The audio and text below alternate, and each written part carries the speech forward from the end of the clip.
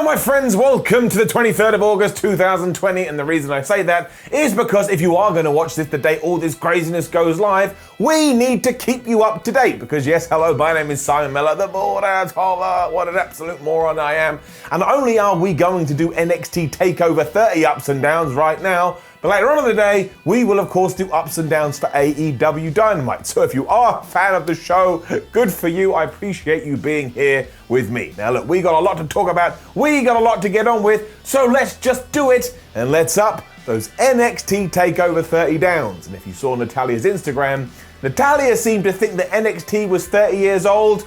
Oh my gosh, how I laughed. What a silly mistake to make. It's not.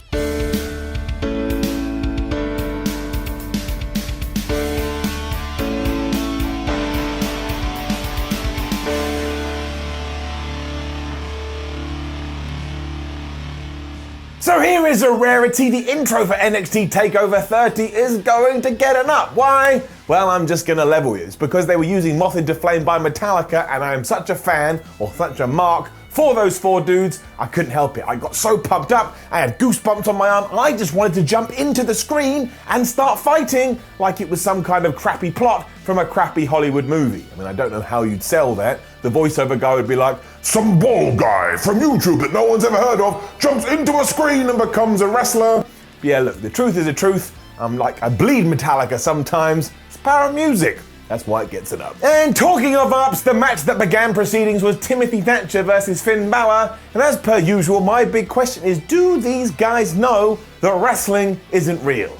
I think they do. Up. The sheer back and forth early on as they went for these submission holds that looked properly legit, and at times Timothy Thatcher would cover the mouth and nose of Finn Balor because he didn't want him to breathe. I mean, what a schmuck this guy is. He was actually trying to murder Finn Balor, because if you don't know, if you cannot get oxygen into your lungs, yes, you will die. Or I guess breaking it down, if you can't breathe, you can't fight. And then some of the forearm smashes he was giving Finn Balor onto his chest, he's going to wind up like Kofi Kingston. If you don't know that story, go look it up. You will not believe it. When this had calmed down a little bit, we went good old proper wrestling because Finn Balor went for the coup de grace, but he'd landed on his knee. And given the work that Thatcher had already done on said leg, I mean, the look on good old Timmy's face, it was like someone had just given him an ice cream and he was a 12-year-old boy. He went absolutely crazy and started to attack Finn Balor's knee. He then put Balor in a Boston Crab. He applied the ankle lock. Anything that he had in his arsenal that he believed could hurt this wound, he went and put it on the guy. My knee started hurting by the end of it because I'm just a chap with a lot of empathy. Ultimately, it was a do or die situation for Finn, so when he was in that ankle lock, he quickly reversed out of it. He did hit the coup de grace, then he hit the 1916 DDT, and he got the win. And sure, you can make the argument where you go, well, I think that Timothy Thatcher should have won here. Well, yeah, I wouldn't argue with you, but I just believe that Finn Balor is eventually going to go after the NXT title, which is why he racked up a W here. But I tell you, if you like your pro wrestling feeling real and feeling legit and feeling like people are actually smacking each other in the head, well, does NXT have the match for you? That one. Just to keep you on your toes and to spice things up, we were then having a ladder match for the North American title between Damian Priest, Velveteen Dream, Bronson Reed, Johnny Gargano, and Cameron Grimes. A lot like the first match, they were still trying to kill each other, but now they were trying to kill each other spectacularly.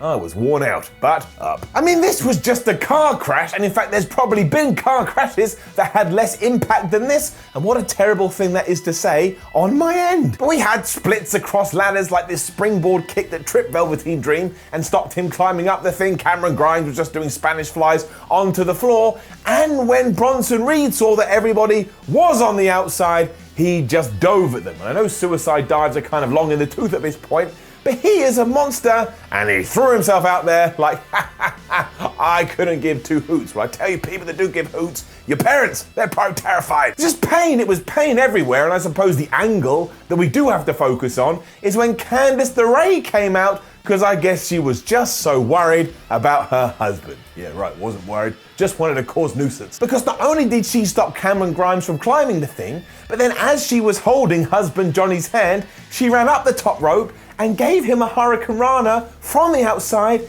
into everybody else that was in the match. And at this point, I was like, the poor floor. Why is everybody attacking the poor floor? We have a personally good wrestling match Do some move there, please. If this wasn't nuts enough though, when Bronson had climbed to the top of the ladder, Candice LeRae then jumped on his back, but he was all like, yeah, I don't really care that I'm wearing a human backpack, and he dove from the top of the thing onto Johnny Gargano and splashed him good and proper. While again, yes, a human being, you know those things, you're one of them, I'm one of them too, was on his back.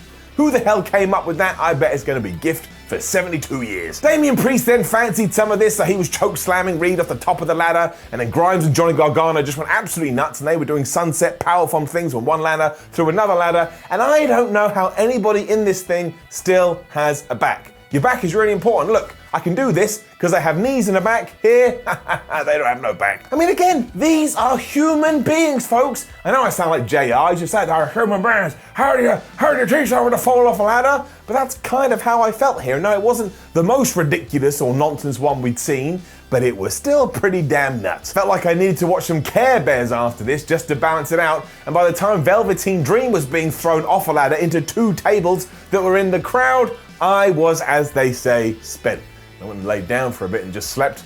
Woke up and I felt quite good. The last two guys that we did have going after the championship were Priest and Gargano, and really to top this, Damian would have had to whip out a gun and just shot Johnny Gargano right in the head. And even then I would have gone, yeah, escalation is a thing, and that escalated. Thankfully that didn't happen, and instead he just knocked Johnny Gargano off. He got the North American Championship, and he did become your new title holder. And given what he's done recently and how NXT have kind of, pushed him in the right direction, I think this was the right choice. I'm excited to see his reign. Also, just WWE ladder matches in general. I think if I was a WWE wrestler and I got told I was in one, I would have all the fear in the world, because what do you come up with these days to try and live up to the expectations? Still, it was really, really good. Fair play to all of these guys. Give us a round of applause. It was then a match that everybody has had an opinion on, and it was also just like NXT bingo balls. Like the first match was, oh, you want some mat-based hard-hitting wrestling, do you? Great. And then went back into the tumbler, got another one. Oh, you want a crazy ladder match. And then the third one said, get a crossover mainstream star sports dude kind of, and have him against the best guy in the company. Who can keep up with this? I couldn't, but yes, it was Adam Cole versus Pat McAfee, and I tell you what, this was pretty flippin' damn good. The big intrigue here, of course, is how good was the former punter going to be, and I'll tell you, not only was he really good, but I think you could actually convince someone that was only a casual fan that Pat had been wrestling for quite a long time, and there's an argument for this, we'd have to sit down and think about it, but he may be the best crossover celebrity sports star we've ever had in pro wrestling. I'm sure there's somebody I'm forgetting now, but yeah, he took to it like a duck to water. He clearly had a lot of confidence as well, because in the build up to this, he had been so vocal. He ran down those two dudes from Saturday Night Live and said, well, they were bad for the business, and he said the same thing about Tyson Fury, for goodness sake, Tyson Fury. He was like an old-timer NWA dude, just like, oh, they're ruining wrestling, I can't stand it. So seriously, fair play to him. I mean, the pair worked some holds to begin with, as it was a big point towards the camera going, see? And then before long, he was doing flip dives from the top rope onto all of the Undisputed Era and a bunch of football players that he had brought with him. Flip dives! I mean, there was also a pretty elongated section where Pat was in control of Adam. Really shouldn't call them Pat and Adam, because it sounds like two dudes that host a Sunday morning gardening show, but it's true. Adam Cole was selling around the ring as Pat McAfee, of all people, laid in his shots. And I suppose you could argue that was a little bit unbelievable, not when they were fighting on the top rope and Adam Cole pushed him and Pat McAfee did a backflip, landed on his flip, then in a single jump like he's flipping Superman, leaped back up to the top rope and gave him a superplex. I can't believe it happened. I honestly can't believe it happened. I am going to say that there are people watching this now, and I include myself in that if you said, look, if you're able to do this, I will give you $1 million. I don't know who's coming up with these crazy things, but they are. I couldn't do it. I can't leap to the top rope. In fact, when I do climb the top rope, it's like an old woman who's been told to walk down a tightrope. I'm absolutely terrified. It's scary up there. Pat then went for the punt, which of course he'd already given Adam Cole on NXT TV, but he missed and hit the steps, and that really was a little bit of a turning point, but I think McAfee knew this. You know what he did? He just slammed Adam Cole right in his testicles. He then did hit the Punk kick, and oh my word, Cole kicked out at like 2.9999. I honestly thought that Pat McAfee, of all people, was going to beat the longest running NXT champion ever, known as Adam Cole. Is that true? I don't even know. I just couldn't believe it. McAfee then got way too carried away because he dove to Adam off the top rope and he got super kicked. He then got Panama Sunrise, and he did lose. I mean, he always had to lose. Of course he did. But Triple H said afterwards, well, he's very serious about being a wrestler full time, and I think we should let him do it. I can't believe this was a real thing. I thought I was dreaming at one point. I thought, wow, I must just be a Pat McAfee fan, so I pinched myself. But no, I said, ow, I was still awake. He gets another round of applause. Like he really, really does. If you're trying to naysay him now, or come up with reasons why he sucked, you're just being a negative Nancy. This damn roller coaster then continued when it was Io Shirai taking on Dakota Kai, and I love how that rhymes, makes me sound like a poet even though I'm just saying people's names, for the NXT Women's Championship. Now, given that Dakota had a giant in her corner in the form of Raquel Gonzalez, there was a big part of me that was like, oh man, we may change the title here, but we didn't, and I actually think that was the right thing to do. Get it up. Another reason I did think that is because I was like, well, maybe we could give the championship to Dakota Kai and then do another feud with Tegan Nox, a long-time rival, and then give the big one to Tegan. But no, we didn't go in that direction, but that's still okay. And Io Shirai was super pissed off here because as soon as the bell went ding, ding, ding, because bells don't make any other sound effects as opposed to ding, she just charged at Kai, started whooping her ass. And yes, I think she slipped at one point while trying to do a handspring elbow, but that to me just makes all of this so legitimate. If we're meant to assume that pro wrestling is real, which is what we do when we suspend the disbelief, these kind of things would happen. And because Io Shirai just dusted herself off and was like, yeah, I don't care, and continued this war, I actually think was pretty good. And of course, Raquel Gonzalez on the outside was a massive distraction, but that's just what we do in WWE. There are a few things that we just have to assume are always going to happen in this life, and it's that Ricochet is never going to get a proper push on Raw. We're all going to die. We're all going to have to pay taxes, and if somebody has a manager or somebody outside the ring, they are going to be a massive dick. And this got really bad when Dakota Kai accidentally took out the referee because you were like, oh no, I know what's going to happen, and it did. Gonzalez was in there, she like powerbombed Shirai, and she put Dakota Kai, rhymed again, it's so satisfying, over the champ, and I was like, please, not like this, not like this. And the ref went 1, and the ref went 2, and just as his hand was about to hit 3, it was like, there, look how close it is. I don't know what this is, look, I'm about to do some kind of karate. Io Shirai kicked out, and I went, oh, thank everything. I mean, I'm exaggerating. You could see it coming a mile off, but still, it was good. Io then did decide that she'd have enough of this because not only did she moonsault both of them when they were on the outside, the poor floor again, also her legs just careered into both of those guys' heads, so I hope they're okay, but she got Kai back in the ring. She hit another moonsault, and she got the 1, 2, 3. She is still your NXT Women's Champion.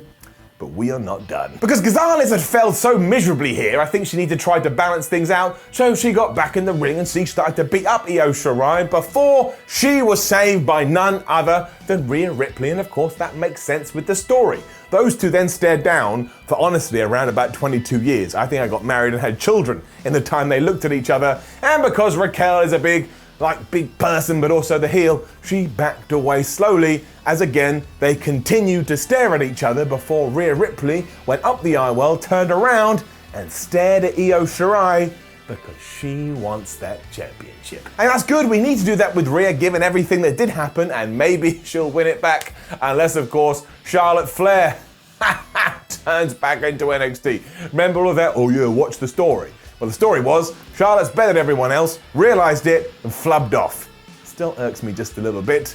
It was a good women's title match though. And as with all NXT takeovers, our main event was then just with us out of nowhere because it just moves so fast because they're so well paced. And I was massively intrigued about this because it was Karrion Kross versus Keith Lee, and I was like, what the hell are we gonna do here? Keith Lee has only just become the champion. You can't take it off him this soon, but obviously Karrion Kross is our new poster boy. You can smell that a mile off. So when this was all going, I was sat there going, man, I'm ready, it's got a big fight feel. I was also a little bit worried because Karrion has firepower now. And as we all know, when you have firepower, you're not only more dangerous, but it probably means you've maxed out your MP, also known as your mage points or your magic points. It kind of differs from game to game. And look, fair play to these guys as well, because beforehand I had seen loads of people sit in their booking chair going, well, when it comes to NXT TakeOver main events, I expect some really high-flying, athletic, proper modern indie wrestling, and I don't think Keith Lee and Karrion Kross can pull that off. Well, they did pull it off. They absolutely did. I was invested, I enjoyed it, I thought it was a rollicking good match.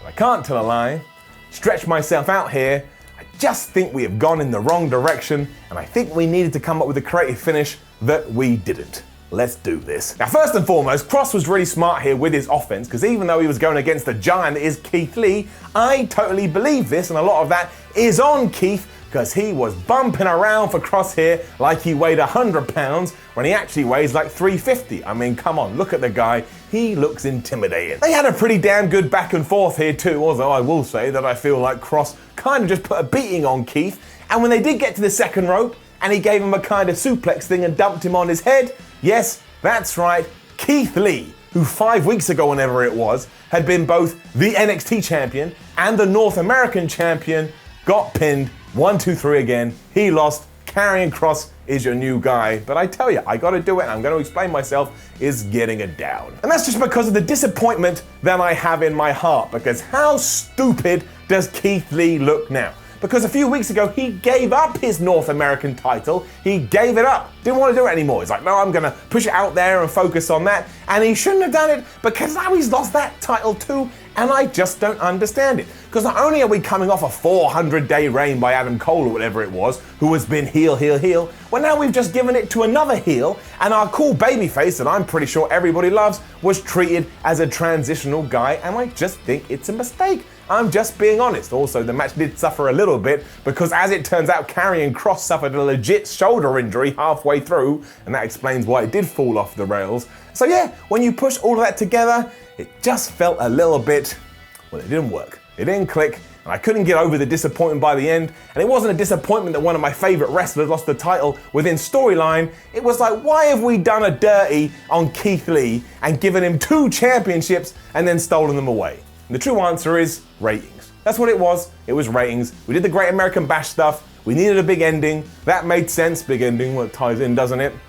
But now we stole away his thunder. You wouldn't do that to Zeus. You know, Zeus, and he fires stuff from his hands.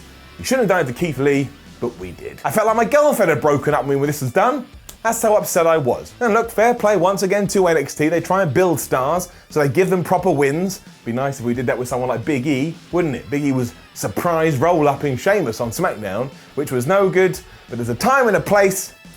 I don't think this was it. That doesn't mean it was bad. People always equate downs with bad. Doesn't mean it was bad, it's just not what I think we should have done. And who am I, right? Who am I? Oh, you think you're a booker now, Simon? Well, yeah, I do. We all do. We're nerdy wrestling fans. But it still didn't take away from the event as a whole, and I'll be the first to say that no, it hasn't been as good as some of the takeovers we've seen in the past, but for a couple of hours of wrestling action on my Sunday morning, it made me feel jolly in my boots. And when things make me feel jolly in my boots, it gets an overall jolly up. Like Saint Nick. Now, don't forget to leave a comment below, and please do tell me, what did you think about the show? Did you like it? Did you not like it? Do you think I'm a moron? You're probably right, and my mum will agree with you. Like the video, share the video, subscribe to the channel, then head over to whatculture.com, read yourself some articles, follow What Culture on Twitter, and What Culture WWE, and watch more videos here on What Culture Wrestling, including these: Retro ups and downs, SmackDown ups and downs, and later on, AEW ups and downs. Thanks. My name is Simon from What Culture. Thank you very much for joining me. Now I'm going to watch AEW, and then I'll be back. I love you.